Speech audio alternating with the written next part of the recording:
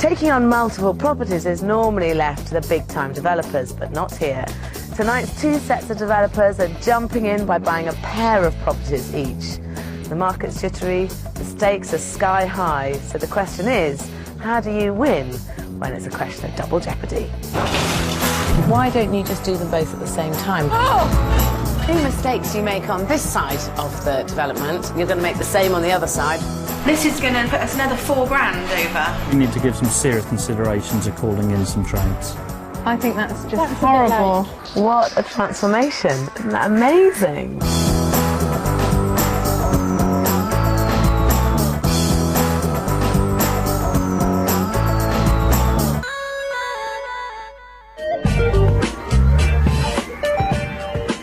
Meet sisters Helen Simpkins and Paula Harris.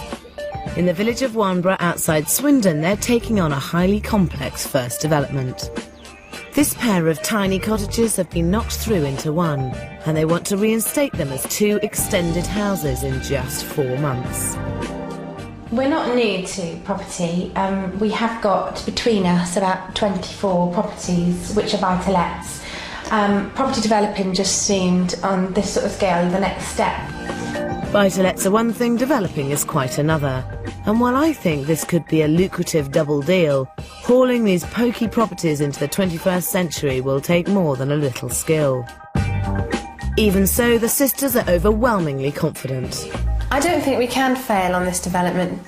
Whatever we did with them, I think we'd make a profit. 120 miles away in Christchurch, Hampshire, newly married Chris and Amanda Hodges have also just bought 2 properties. This pair of worn-out 1930s semis. We can get the first property renovated, on the market and sold, and then with the profits we make from that, we'll be able to do up this house. By finishing one property to finance the other, they're hoping to carve out new careers in developing and a new future together. So you own them both, but where are you living at the moment? Well, we're going to renovate this one on the left, and we're living in the one on the right. So we've got work and home all together. So you're going to do this full time? Yes. Is that right? Apart from the shell going up that we've got a bricklayering to do, we've got no more labour after that, have we? No, we're doing it all ourselves. Right. And have you got any experience of doing this? Well, I'm a carpenter. Right. Amanda's a hypnotherapist. Right. So she's actually told me that she's going to hypnotise me into doing trades that I don't do. That I wouldn't mind seeing. Though a more practical solution would be for Chris and Amanda to take on less of the work themselves and hire in some trades. In fact, they could take a much more commercial approach to the whole project. I mean, you're going to develop the other one as well, aren't you? Why don't you just do them both at the same time? If you try and sell the one on the left, having not done the one on the right, it won't be worth as much as if they're both done, because there is a knock-on effect down the street. But then not only have we then got twice as much to do, we'd have to think about, well, do we call somebody else in to do some of the jobs? So then it wouldn't be cheaper to do it at the same time. It would start sort of falling into being more expensive to do it at the same time. But then every month you've got more mortgage to pay, and every month you've got to support yourselves as well. And every month this kind of heat in the market at the moment, and who knows where it's going.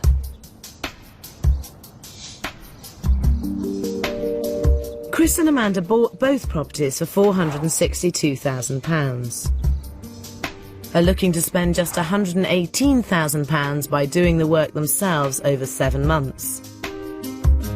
And hope to sell both properties for £670,000, making a profit of £90,000. But especially in today's market, by doing one semi after another, they could seriously jeopardise the sale price. The exterior of both have got to be finished before you sell one. Yes. Yeah. Because that's what's really going to push the value up. Yeah. I think that you really need to do the other one at the same time. I think that doing the pair of them in conjunction really makes sense for your position. You've got them both, get them both done, get them both sold while the market's as hot as it is at the moment. It's something I'd like to do, it's just budget at the end of the day. Doing them both should help their budget. There's an economy of scale on labour and materials that could really reduce their costs. But before even considering the finances, they need to come up with a layout so good it's worth repeating twice over.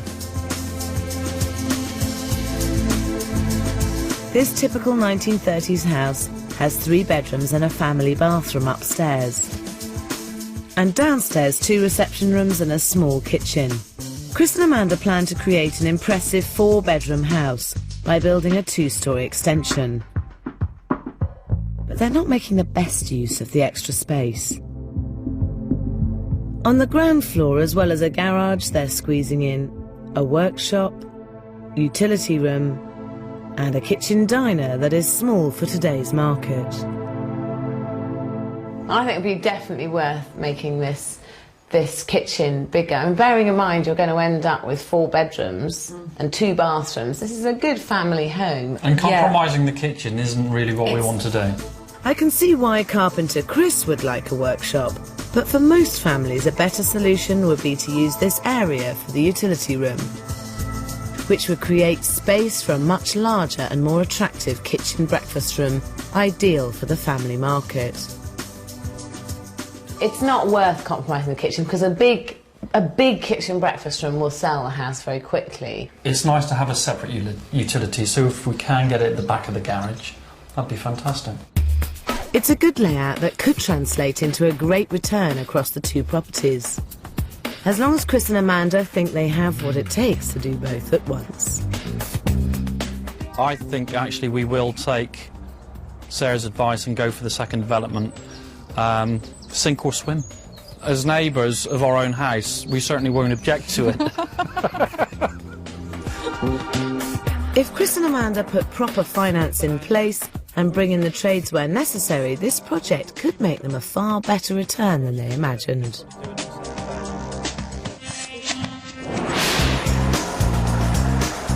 In Wanborough, Paula and Helen need no persuading to develop 2 properties at the same time. They've never done a development before, but have built up their confidence through an impressive portfolio of 24 buy-to-lets. So, did you have a lot of money? Do you just go around saying, oh, I'll have one of those? Oh, yeah, that's a nice house. Sounds like oh, that. And a couple of those houses. Goodness, no! They're all mortgaged. Mortgaged to the max, really, Yeah. and that's the only way, really, that we do them. So you've mortgaged your house to pay for this? Or? No, I had some, of my inheritance left, and the rest of it, we got a joint loan for the land, and then we've got an overdraft facility for the development costs. And why did you decide to buy this particular house? We always walked past them, hadn't we? And they're quite run down from the outside, well, and in, but we'd always thought what a great project that would be if they ever came up. I think they could have paid over the odds for the property at £267,000. There's a small budget of £84,500 to create 2 houses in just 4 months.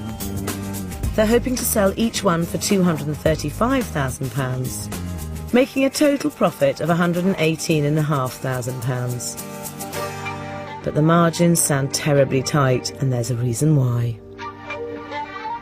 And when it came to the auction, it went to 250, and we said That was our that's it. maximum. We said we won't go higher than 250. And then it went stamp to duty. and then it went to 266, didn't it? And I looked at you as if to say, "Can I please?" And One you said, more. "Go on then, one more." So you've done your figures, it's stacked up at 250, and on the day you just thought, I'll pay another 17,000. Well, no. Ideally, I think we'd have liked to have stayed below the 250. Yeah. So do you think it would be fair to say that it was a tad impulsive, the purchase of Probably, this? yeah. The market's uncertain. What's more, the smallest mistake could easily push the budget up and pull the sale price down. To succeed, this development is going to have to be spot on.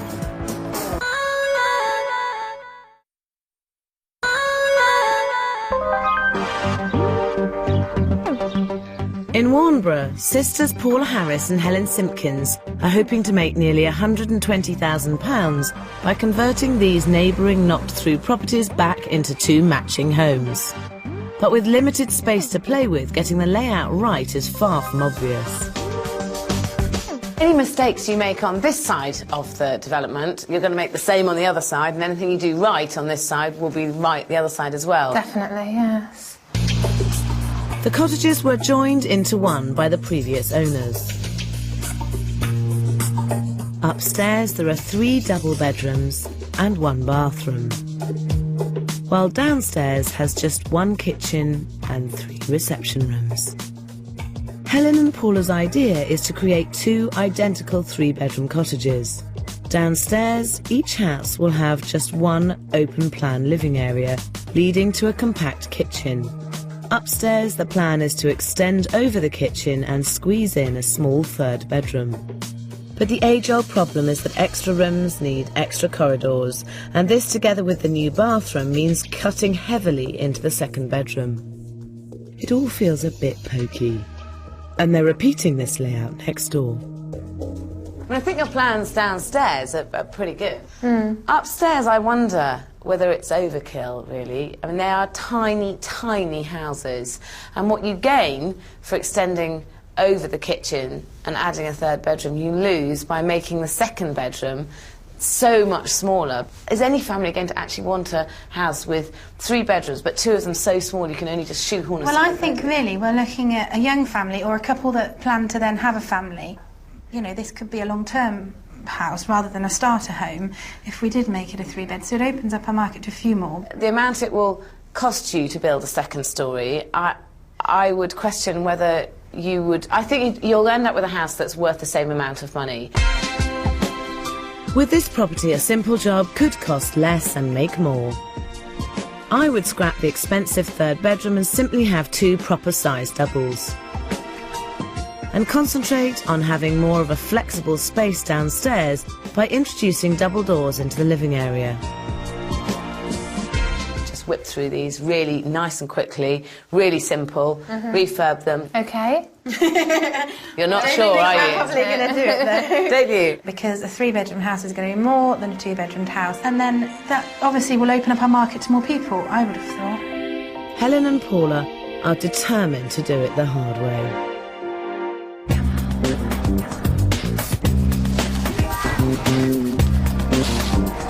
Their builders get straight to work ripping out the back of the house in readiness for 2 new extensions.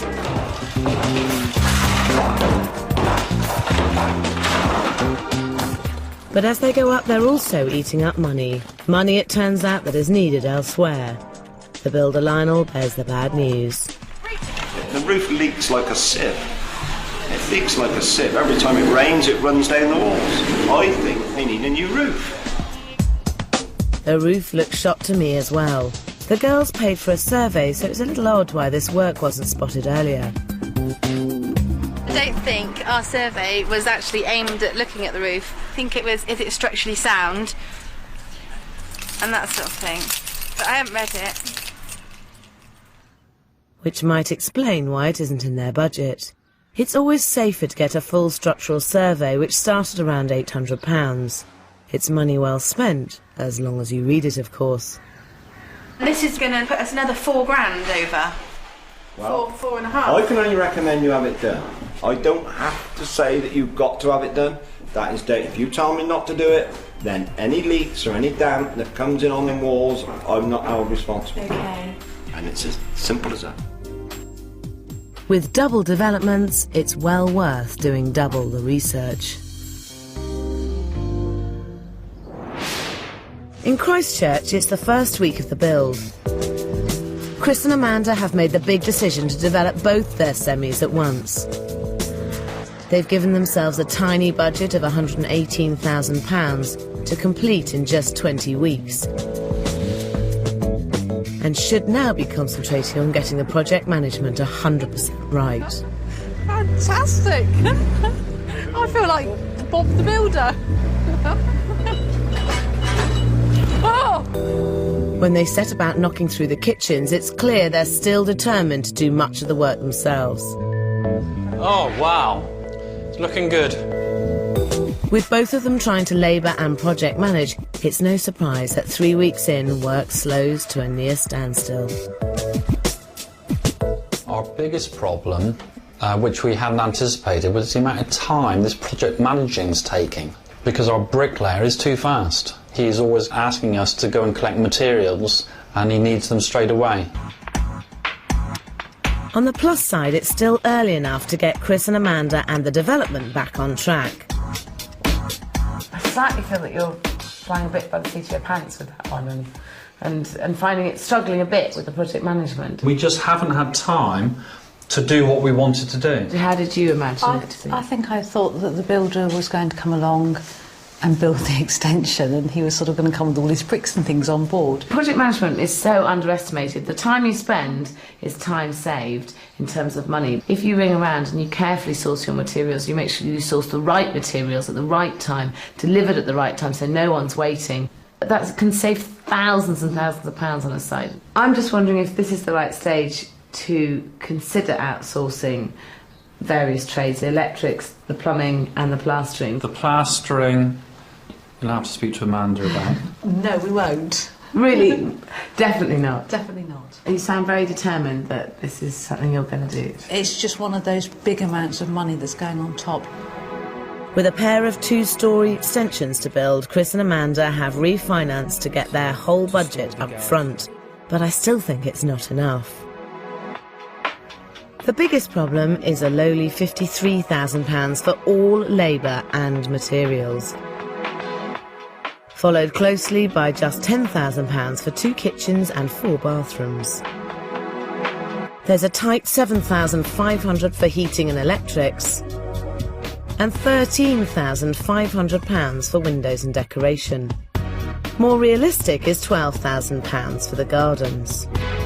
But with a modest £5,000 contingency and fees and mortgage payments of £17,000, the total is £118,000. Unfortunately for Chris, that doesn't cover the cost of plastering 2 enormous 2-storey extensions. I'm a bit concerned about how much there is, and I've only sort of done patchwork before, and Amanda's convinced that with a bit of her hypnosis, she'll suddenly miraculously be able to hypnotise me into being able to plaster like a professional. He was going to email It sounds completely crackers, but I have to admit a tiny part of me wants to see if Amanda can really pull it off. In Warnborough, Helen and Paula are now 6 weeks into their 4-month development. The small rear extensions are starting to take shape, the stairs for the second cottage are going in, and the sisters have come to a decision about their leaky roof. If it was me, I know that I would come back and I'd say, right, I want to knock £5,000 off because it needs a new roof. And £5,000 is a lot more than £2,000, and that's what it's going to cost us if we do them both together now. So it's probably the lesser of 2 evils, I think. She's absolutely right, but the added cost is impacting on the decision-making inside, and in particular whether or not to divide up the living area with double doors. We're just wondering whether it's worth spending nearly £1,500, say, on some doors. Personally, I wouldn't have them, because 99 times out of 100 they never get used. The thing is, having double doors isn't going to put anyone off buying. But not having them just might. So to show the girls how many people like them, I'm taking them onto the streets. I have to be honest, I do think you're making a mistake here, and I think it is really, really worth putting those double doors in, but I accept that you're not going to ever agree with me, so I thought we'd take it to the good folk of Swindon onto the streets and get their opinion on it. Good idea. If it was your house, would you rather have folding doors that fold back against the wall so you could shut them and have 2 reception rooms, or would you rather have it just as one without the folding doors? I'd go for the folding doors because that's just having my house. Right. And it makes a huge difference, yeah. I like big open plan rooms. Fred, shut it off. One big one. Would you? Hey, you're one for you. 2 rooms. 2 rooms. Definitely. Okay, Yeah. right, that's one for me. After 2 hours canvassing, half the people we've asked have wanted double doors, which I think is proof the girls should put them in. Allowing families the flexibility to have 1 large living space or 2 separate rooms. But have I convinced the girls? Why should we spend £1,500 of our budget on putting them in when it's not really going to make much difference? What I really want to know is, are you going to put the double doors in or not? I don't think we are. No. Well, you win some, you lose some. In Christchurch, the development is already 10 weeks into its 20-week schedule. With the extensions taking shape, the huge job of plastering both these properties is looming over carpenter Chris. Amanda has definitely told me I will be doing the plastering. She's actually basically saying there's no way we're going to pay someone else to come in when we can do it ourselves. Chris has done some plastering before, but with interest payments of £1,800 a month, I think crawling through this job might be a false economy. But I kid you not, Amanda is convinced hypnotherapy will turn Chris into a speedy and willing plasterer. Feel that confidence. Filling you up now, how's that feel? It's good. I want you to step back now and look at your plastering that you've done, and you realise how smoothly and how evenly it's gone on, and you find yourself smiling to yourself at just how well you've done. Time now to put Chris and Amanda to the test with Sean, a full-time professional. You do accept that it does sound a little potty, hypnotising someone into it. I want you to plaster a wall each, and we'll see who does it quickest to a good finish. So let the plaster off begin. Go. With 2 same-sized walls and 10 minutes on the clock, it's game on. Go Chris, go Chris, go Sean.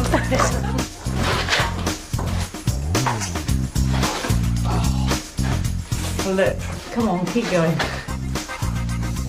Okay, 5, 4, 3, 2, 1. Stop! Stop, stop, stop! Hey, I'm very impressed. Is this better than before you were hypnotised? I didn't drop so much on the floor, and I think that's probably because I was just feeling more confident. But in reality, Sean's is flatter and he is quicker. Plastering all of the outside of this, upstairs and downstairs, how long would it take you to do that? Best part of a week, I think, yeah, do all that. So It's quite a lot to do, quite a lot of work. 2 houses, a week each. It's going to take a bit longer, isn't it, than it would take a professional. So, say 3 weeks of you plastering. Are you thinking that doesn't sound very appealing?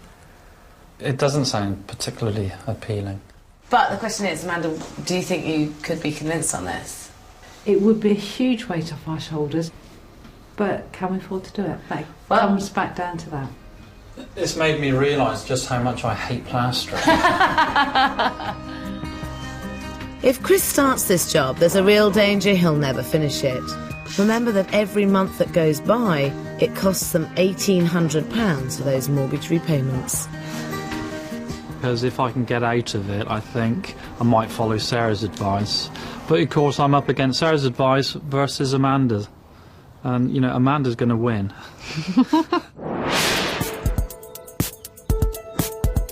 In Wanborough, Helen and Paula are now halfway through their 4-month development. The budget-busting roof is going on. Inside, the new rooms upstairs are starting to take shape.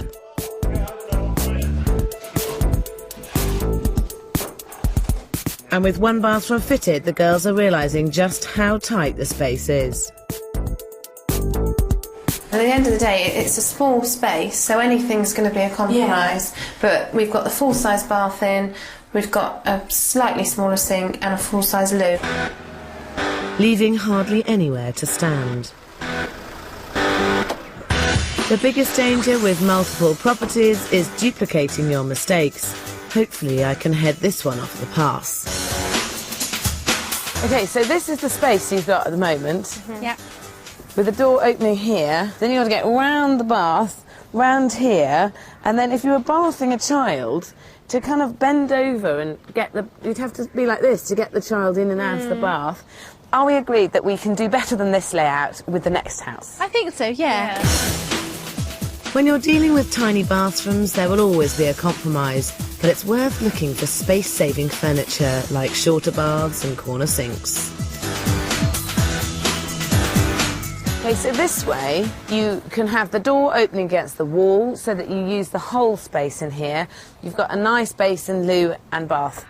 I do think it is still a compromise because Yeah. you have got a sink which is awkwardly sort of squashed into the corner a bit, facing sort of that direction. Plus, it is a short bath. I think that's true, but I also feel that this is a very small house. Really, really tall, 6'5" people are not going to be living in this house because it's too small. So in this situation, I think a smaller bath is forgivable. I think this is a good compromise, and I think we will go with this idea in the one bathroom. Definitely. Great. Decision made. It's just a shame this bathroom is only going in one property. I know which house I would buy.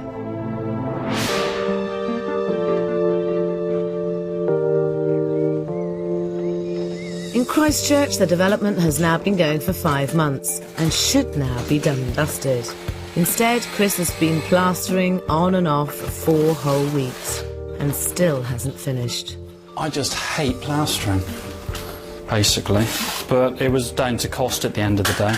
We just can't afford to get a plasterer to do all the plastering we've got.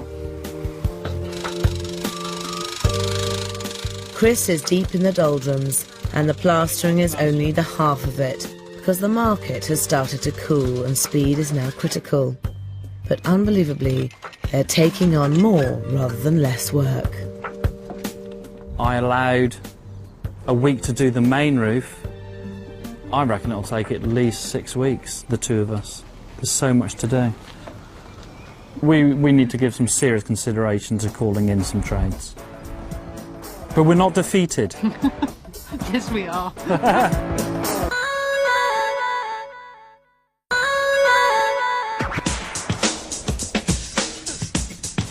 In Christchurch, the development is a month over schedule. Chris has now been plastering on and off for 6 weeks and still hasn't finished the job. But outside, a minor miracle is taking place, because at long last the cash has been stumped up to bring in some help. The roofing work shoots ahead and there's a seismic shift in mood. We are so confident now.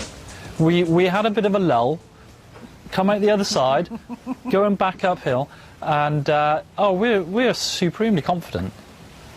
We are developers. Having the trades in has freed up their workload and given Chris and Amanda time to think. We'd not only like to make this a spectacular house, but we'd like to incorporate some green things like solar panels, water recycling. It's just so much in the press. We think we'll get our money back, and it's something extra for us to market the property. I think it's far from certain they'll make their money back. To stand a chance, they need to spend the £5,000 they've allocated very wisely.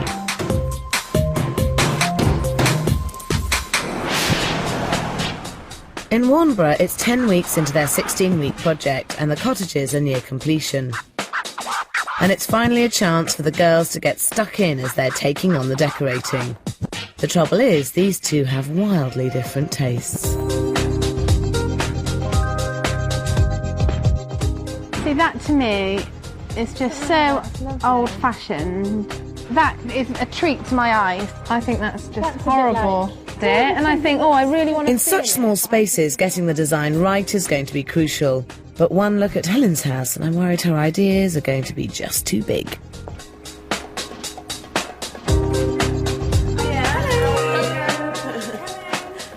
Thank you. Great, this is lovely. Look at that wallpaper. As I suspected, Helen loves bold colours and doesn't shy away from even bolder patterns. I think it's very interesting to see people's homes, because very often it's very difficult for them to do something that isn't exactly in the same style as their own home. So what sort of thing are you planning on having? So the kitchen's going to be just plain cream, traditional kitchen. We're going to put some wallpapers up though, aren't we, and do some future wallpaper. I had to sort of rein you in a bit when we were choosing some wallpaper, weren't you? Because you saw this quite bold print.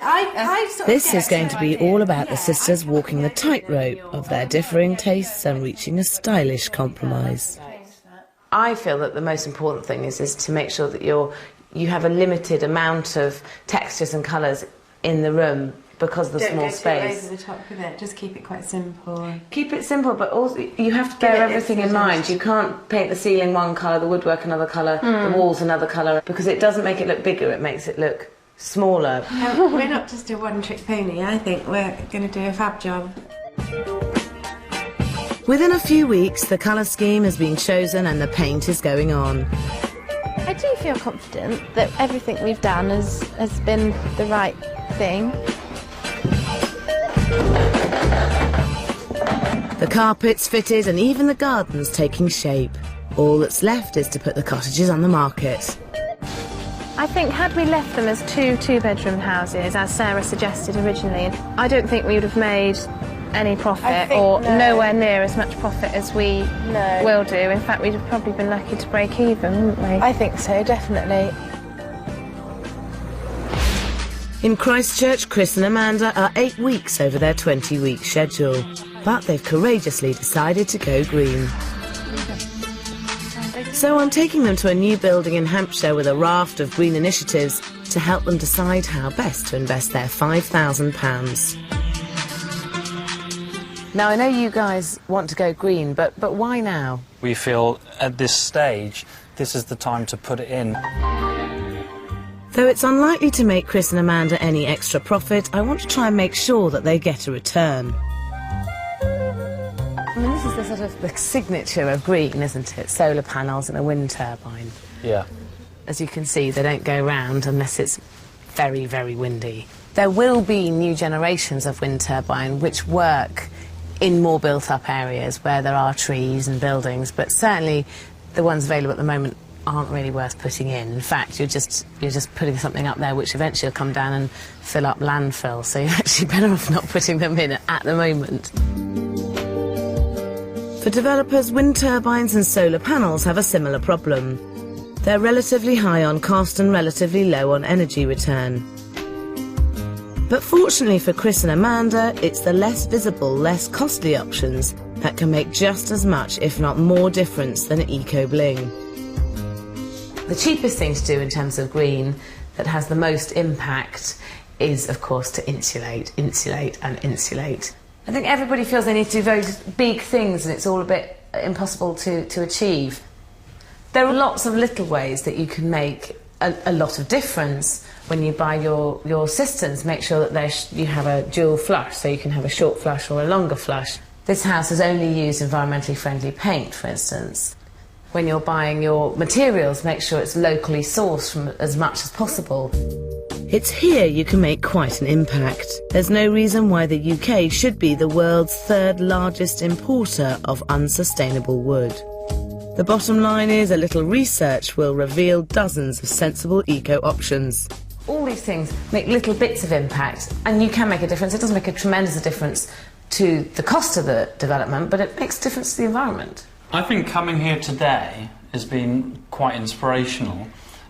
We've seen a lot of things that we hadn't even thought about. And here ends the party political broadcast for the Green Party. In Wanborough, 4 months after they set out, Helen and Paula have managed to pull their twin development in on schedule.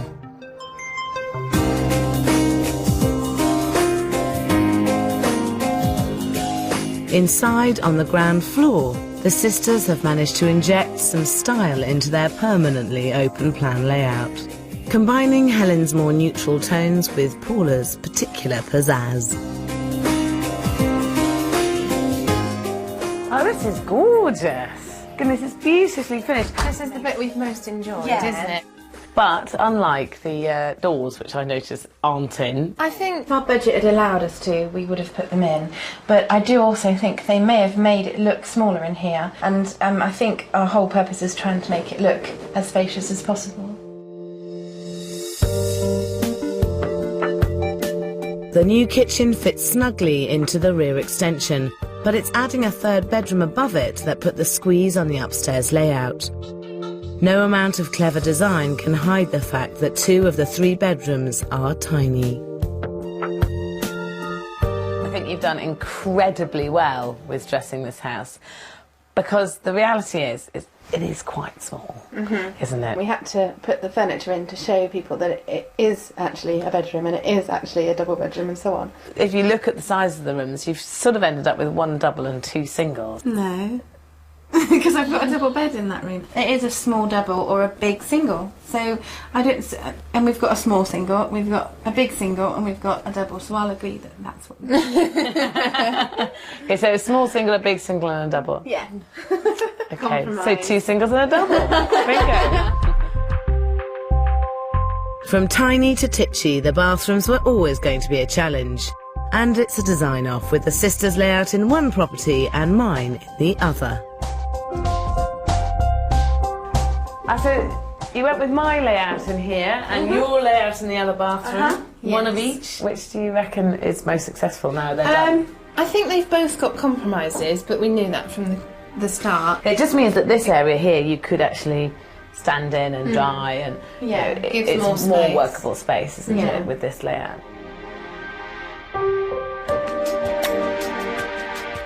One thing's for sure, it's taken a lot of work to push these properties from 2 to 3 bedrooms. So how much did it all cost? Your initial budget was 84,500. How much did you end up spending? 116. So that's £31,500 over budget. How did you go over? Because it was an older property, we didn't anticipate probably as many things come up that did, so therefore had to pay more out on tradesmen to come and put things right that we didn't anticipate. You were originally hoping to sell these 2 houses for £235,000 each, and that would have given you £118,500 profit. How much do you think that each house would be worth now? I'd say 250. But that may be less about the market and more about what the girls need to meet their £118,500 target profit. It's got a good blend of new and old. The original cupboards, fireplace. Well, the bedrooms are well dressed, but they are small. Kitchen is compact, but they're smart units. Compared to the bathroom in the other cottage, perhaps a little better equipped and laid out. I would value the cottages at £230,000 each. I value each of these 2 cottages at £235,000. I value each of these cottages at £240,000.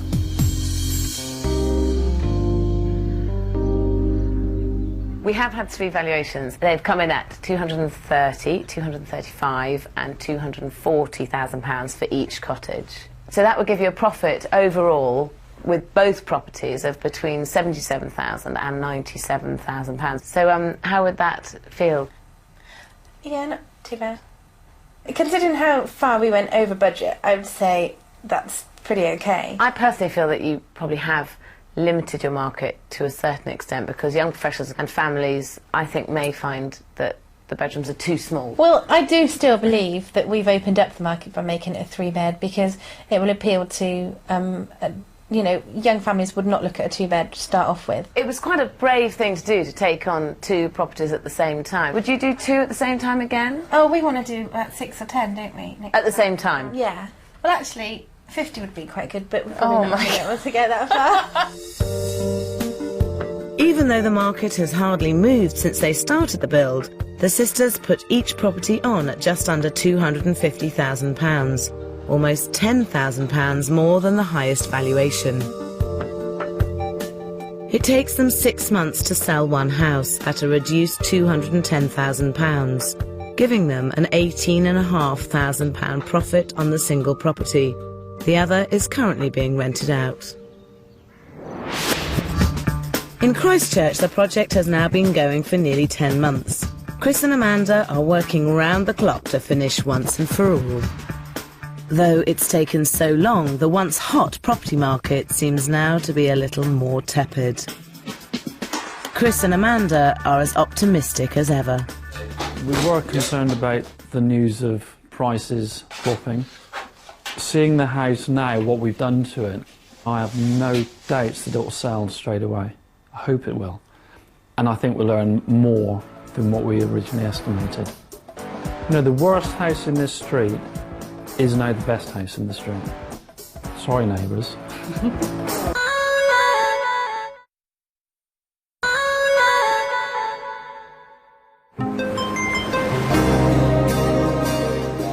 Christchurch, nearly a year after they started, Chris and Amanda's twin development is looking good.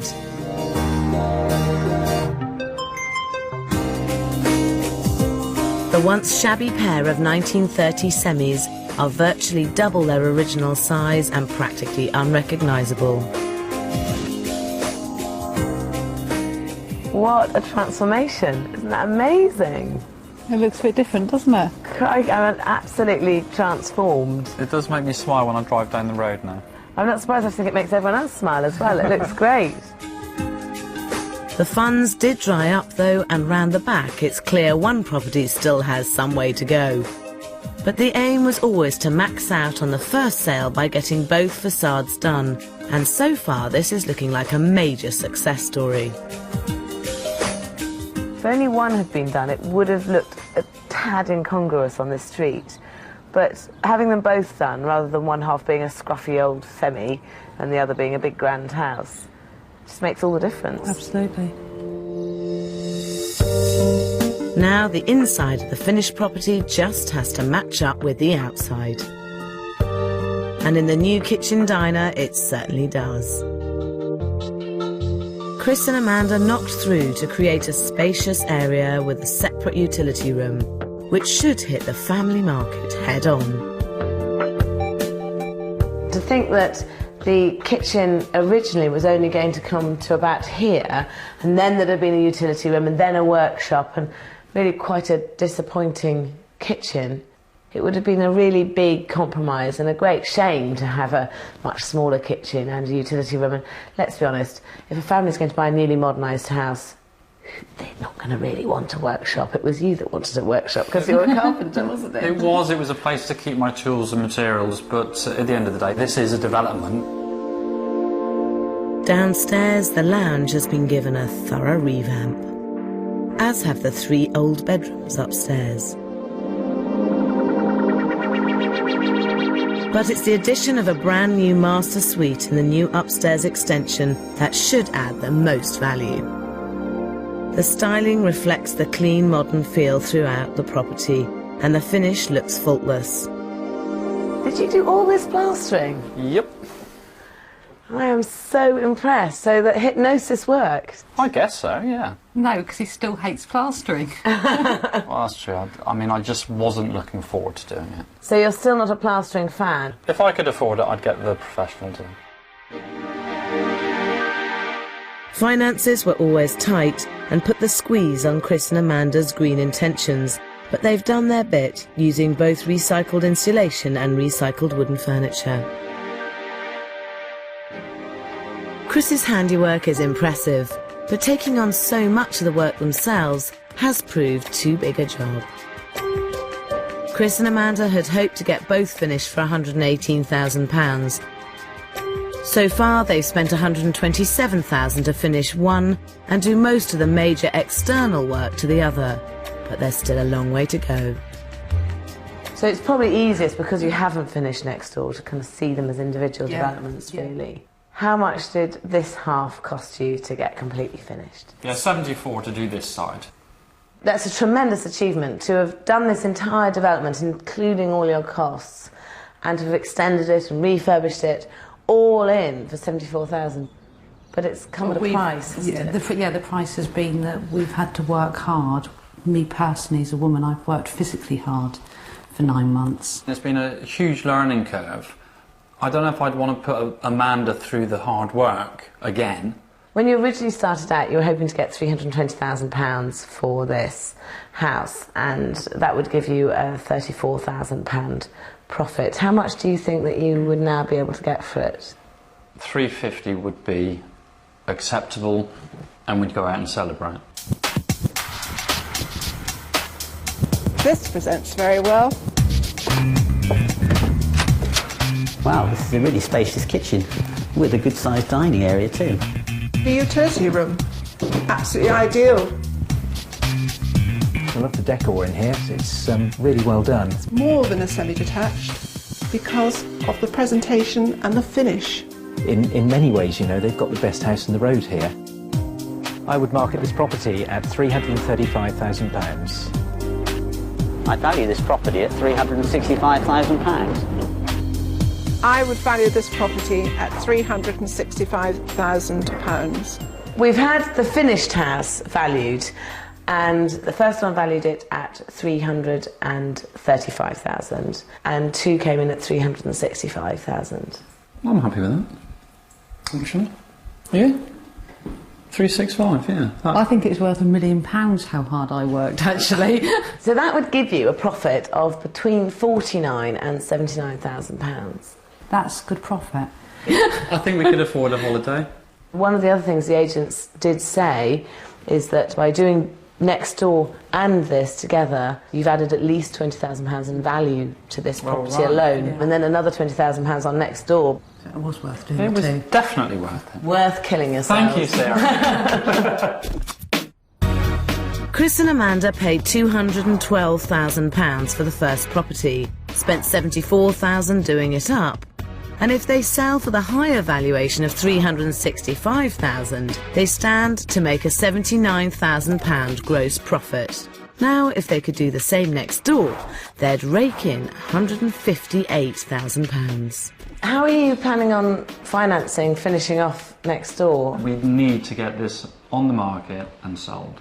I think that the most effective way of getting this sold would probably be to have an open day. And so the big question is, what are you going to put it on the market for? I don't know, what would be your advice? Well, if your top valuation is 365 in this market, I would put it on at 365. If three people want it, they'll go up. So 365 it is. Get the board outside.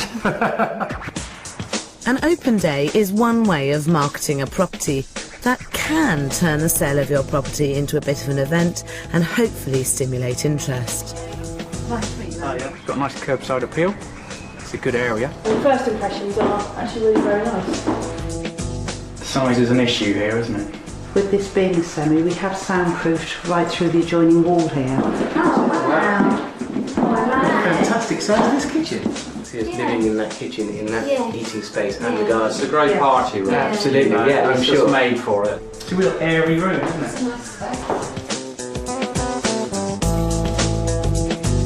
Oh, this is a great size room. I really like this room. Oh, it's a fantastic use of space, isn't it? Do you like it? Yeah, I like the bed.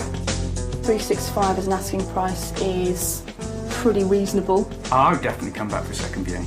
I thought it was stunning, absolutely stunning. I think the kitchen eating area. Grill, yeah, that's particularly nice. Really well finished and a really modern property that we could literally, I think, bring suitcases into and move in tomorrow. Yeah.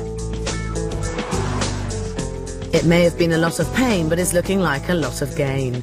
Of course, what they need to do now is sell up one property and finish the other. Doing side-by-side properties can really lift both of their values and hike up your profit margins, but they're an awful lot of work, and the risk of duplicating mistakes, especially if you're a first-timer, is a big one. So if you're planning on taking on a double development, do yourself a favour and really, really check out what you're letting yourself in for.